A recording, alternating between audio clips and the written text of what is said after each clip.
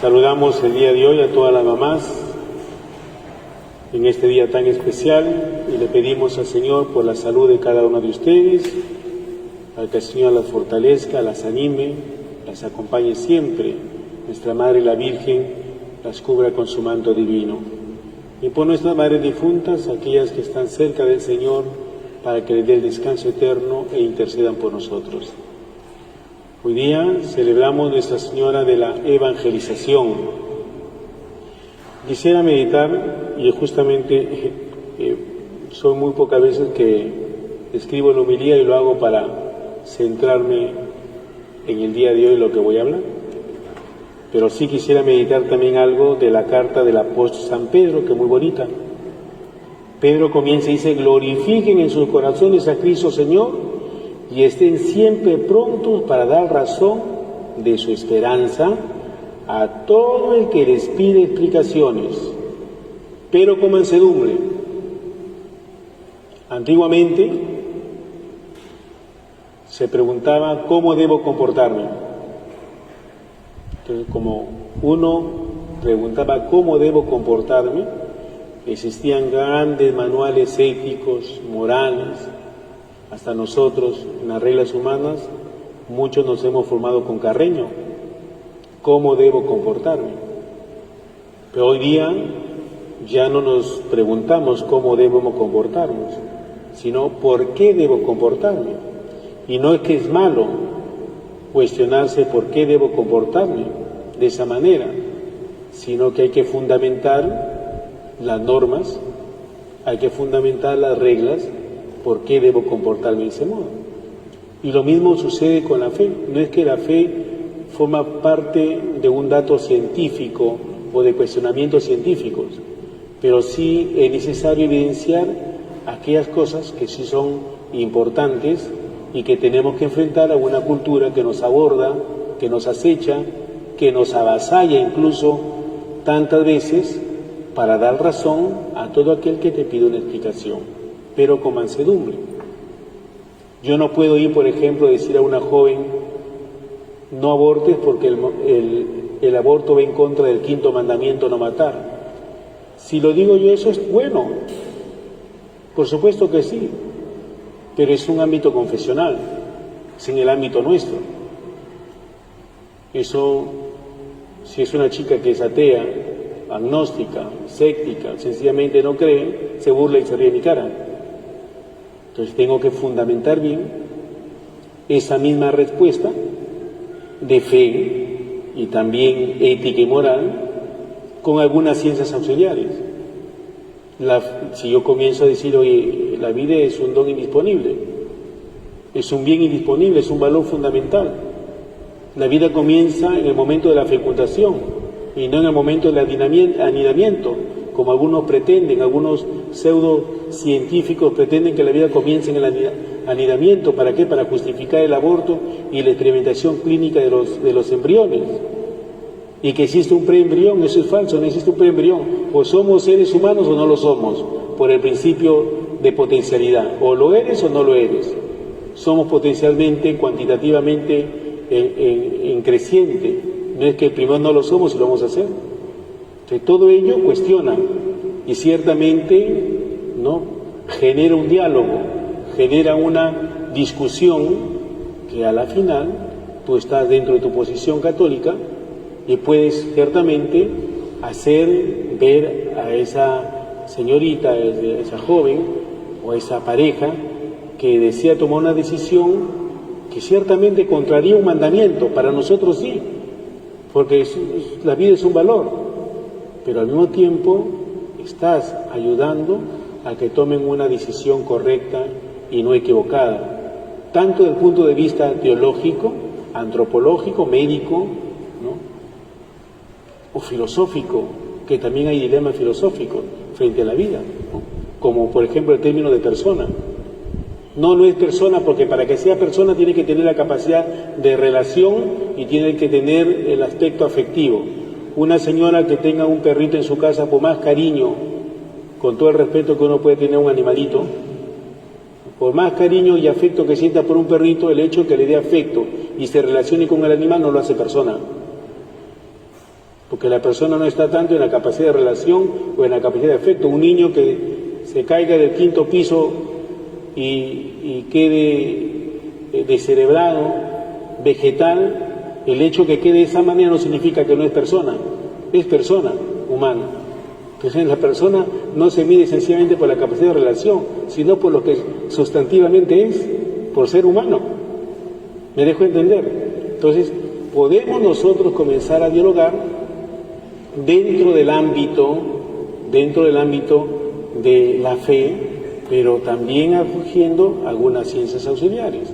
Y por eso dice el día de hoy Pedro, ¿no?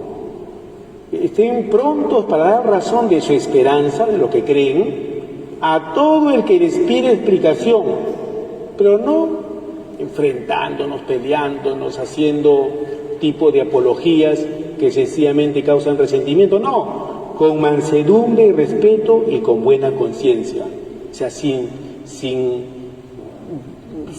dorar la píldora, en pocas palabras, sin acontentar a las personas, como muchos piensan, es un buen papa porque acepta esto o lo otro. Se trata de ser un buen papa porque acepta esto o el otro. Pongámonos un poco a pensar en lo que nos ha enseñado Jesucristo. A eso debemos señalarlo. Y lo que hacen los papas es sencillamente guiarse por la doctrina, ¿no? Que pueden inculturizarla, pueden de otra manera hacerla mucho más vivible y más cercana, pero eso no implica absolutamente que el Papa esté a favor ni de las uniones homosexuales, ni mucho menos del aborto, ni de cualquier otro tipo de aberración sexual. Entonces, la cercanía, o sea, no hay que porque me halagan el oído, es una buena persona, no. Tenemos que estar en un mundo en el cual tenemos que luchar frente a cuestionamientos, nos cuestionan, pero tenemos que mostrar la verdad. Aunque muchas veces me muevan la silla, aunque muchas veces me puedan cambiar de parroquia, no podemos nosotros callar o silenciar la verdad que nos ha enseñado Jesucristo y que ciertamente es parte de nuestra vida, es una constatación biológica, filosófica, antropológica. No podemos nosotros sencillamente por el rumor, el rum rum del tiempo, los vientos del momento, ¿no?, que son rojos, cambiar de posición y hacer cercano aquello que no es de Dios, aquello que no es propiamente de Dios, del Señor. No sé si me dejo entender, ¿sí? ¿Me dejo entender? Entonces, quiero que quede claro esto, porque es importante para no soslayar a nuestra fe. No podemos nosotros contentar a todos. La verdad no contenta, la verdad se presenta. ¿Que exige ciertamente respeto por la persona? Por supuesto que sí. Debe haber una cultura de respeto por el otro, sí, pero sin claudicar la verdad, sin decir que esto es un coliseo, porque esto no es un coliseo, esto es un templo. Yo no puedo cambiar las cosas por la opinión. Hoy asistimos a ello, a esa situación. Entonces era importante señalarlo, esta segunda lectura de Pedro, que me pareció muy interesante, y también predicarles acerca del Evangelio. Y como es larguita la predicación, voy a ceñirme a lo que he meditado en esta semana. El Evangelio se desarrolla en el testamento de Jesús, o sea, en la última cena. Después de la última cena, el discurso que acabamos de escuchar del Evangelio se desarrolla en ese ambiente, en ese contexto, ¿bien? Que es un largo discurso pronunciado en la última cena, y esta es una parte, ¿no? Era un encuentro marcado por el dolor de su inminente muerte y la angustia de los discípulos a escuchar al Maestro que ya no estaría con ellos. Hermanos y hermanas, en el dolor la verdad se esclarece. Eso es precisamente lo que está sucediendo en la persona de Jesús y en el corazón de los discípulos en aquella última cena juntos. Cristo les explica que el cristianismo no es una cuestión de moralismo y normas, sino de amor. Si nos quedamos en una comprensión moralista de la fe y decir que tengo que hacer esto o aquello para agradar a Dios, el cristianismo no sería más que un voluntarismo que estaría en reafirmar el egoísmo del propio yo, el egoísmo del yo. En cambio, al ser una cuestión de amor, el cristianismo, significa que nuestra fe cristiana se funda en la gratuidad de un Dios que ama sin medida, que ama sin calculadora, sin condicionamientos al pecado del ser amado, y al mismo tiempo gratuidad de nosotros, sus hijos e hijas, que estamos llamados a amar de la misma manera a Él y a nuestros hermanos y hermanas. Un amor que no se basa en cálculos o beneficios, o si el otro me cae bien o me cae mal, o si el otro es o no es pecador, sino simplemente en el amor desinteresado, o mejor dicho, en el amor cuyo único interés es hacer feliz al otro. Ese es el Evangelio. El mensaje de Jesús responde a la lógica de amar. Nosotros, como seres humanos, ponemos condicionamientos. Ese amor no pone condicionamientos, el amor de Dios. Da la vida, se ofrece por nosotros. El mensaje de Jesús responde a una lógica tan sencilla, simplemente la de amar. Pero como los criterios de este mundo no son los de Dios, nosotros lo complicamos y le ponemos condicionamientos. Y el amor evangélico no tiene condicionamientos.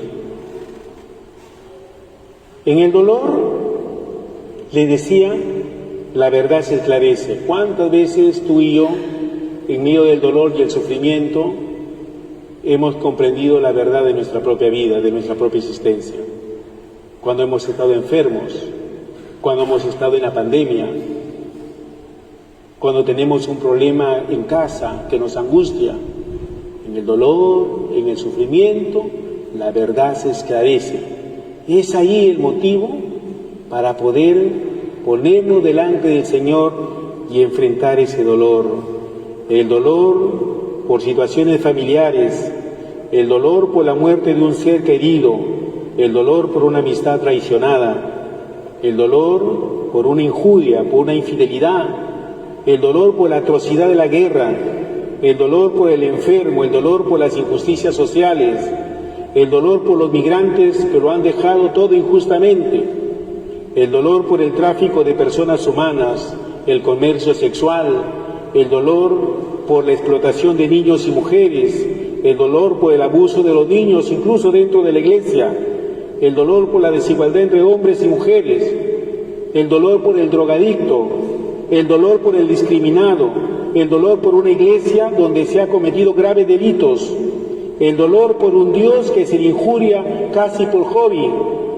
Estos y tantos dolores de la vida nos permiten comprender nuestra vocación al amor.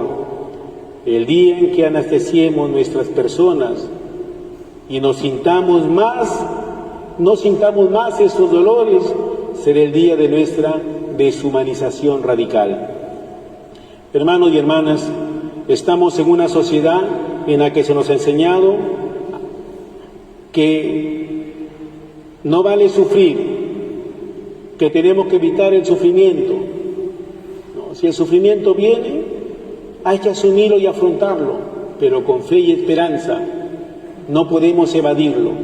Aquel que evade el dolor queda en angustia y en la depresión, pero si lo asumes en tu vida el dolor, si lo afrontas el dolor, será exitoso para ti. Por eso, hoy día, en la que no se nos ha enseñado a sufrir y todo dolor se le anestesia, pero si no somos capaces de sufrir los dolores sociales y los dolores personales, jamás entenderemos el porqué de nuestra existencia. El dolor es la puerta, el dolor es el camino para vivir la gratuidad del amor. El dolor de Cristo da la vida por nosotros.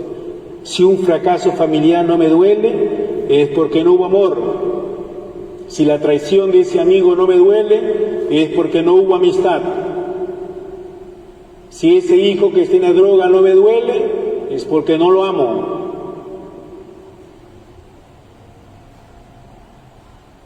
Si la muerte de un ser querido no me duele, es porque no hubo amor. Si la injuria, la guerra, la pobreza, si los rostros de hermanos y hermanas sufriendo es porque no hubo amor.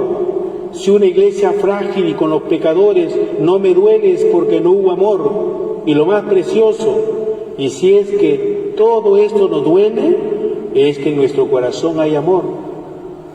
El dolor es signo de humanidad, de una humanidad creada por Dios para amar, que puesta en acción se concretiza en una mejor sociedad. Así el dolor es signo de mayor esperanza para nosotros los cristianos, porque muestra que la vocación a amar no ha sido anestesiada. Esas torceduras, sí, si muchas veces Dios las permite, estos momentos de dolor, las transforma para que podamos amar y amar auténticamente, como decía Madre Teresa de Calcuta. Si el amor no causa dolor, no es amor. El amor causa dolor, el amor causa sufrimiento, no es fácil en una sociedad en la cual nos hemos instalado cómodamente. No es fácil, ni mucho menos en el ministerio sacerdotal, si no pasamos la injuria, si no pasamos la calumnia, si no pasamos persecución, no valoramos al amor de los amores y no nos acercamos mucho más a Él, que nos ama. Ese dolor tuyo, ese sufrimiento tuyo, tiene razón de una esperanza, de un gozo inmenso, de un Dios que te anima y está contigo siempre, siempre. Dios siempre habla del amor. Y queridos hermanos, no le basta que obedezcamos. Cumple lo que yo te mando. Imagínense qué triste sería que un padre escuche a su hijo decirle: papá, que he obedecido en esto, he hecho lo que tú me has mandado, todo lo que tú me has mandado lo he hecho, pero sencillamente no te amo. Qué triste. No basta la obediencia. Santa Teresa de Jesús decía: Señor, haz que te ame, así no existe el cielo, y que te tema, así no existe el infierno. Imagínense qué palabras. Haz que te ame, así no existe el cielo, y que te tema, así no existe el infierno. Es que nuestra vocación de cristianos no es sencillamente por miedos. Yo no vengo aquí a la iglesia por cumplimiento, sino por amor a un Dios que ha dado la vida por mí, a un Dios que gratuitamente se ha dado, y que ese amor gratuito se hace recíproco en nosotros. Solamente así podemos comprender todo el inmenso amor de Dios, todo el inmenso amor también que el día de hoy, en este contexto, podemos hablar de una madre que da, que no se da, que da. Una madre que sufre, una madre que escucha, una madre que se desvela, una madre que tiene esperanza, una madre que sale en defensa de su hijo, una madre que cree, solamente dentro de ese misterio. Por eso, queridos hermanos, no es lo mismo cumplir que amar. Guardar es cumplir porque es un tesoro, porque el Señor nos dice que guarda mis mandamientos. Y cuando guardamos los mandamientos implica porque encontrar algo interesante en ellos, no para guardarlos y dejarlos ahí lejos, sino porque el que guarda los atesora. Es que es lo más hermoso del cristiano. Es una fe de cumplimiento muchas veces la nuestra, pero la fe consiste en conocer y amar a Jesús. Los mandamientos son un camino que no es fácil, por eso compromete al Espíritu Santo el día de hoy. Y para concluir, queridos hermanos, el día de hoy el Señor nos dice: yo le mandaré otro paráclito. ¿Qué significa que le mandaré otro paráclito? ¿Quién es nuestro primer paráclito? Jesucristo. Jesucristo es nuestro primer paráclito. Él es nuestro primer defensor. Paráclitos, paráclites, que en griego significa el que está a mi lado, el que me acompaña. Pero Jesús, que sube al cielo, no nos deja huérfanos, nos quiere dejar otro paráclito, nos quiere dejar el Espíritu Santo, aquel que nos va a acompañar, aquel que nos va a guiar, aquel que nos va a consolar. Por eso qué bonito es que nosotros en esos momentos de contrariedades, cuando nos sintamos turbados, invoquemos la presencia de un Dios Espíritu Santo que está cercano, que nos acompaña. que no nos abandona, porque su Espíritu siempre reside en nosotros. Siempre hay que invocar esa presencia del Espíritu de Dios que está en cada uno de nosotros. Que Dios nos bendiga a cada uno de ustedes y saludo nuevamente a las madres y le deseo todo el bien y la gracia que hoy día María también con ese buen corazón deposita en el corazón suyo.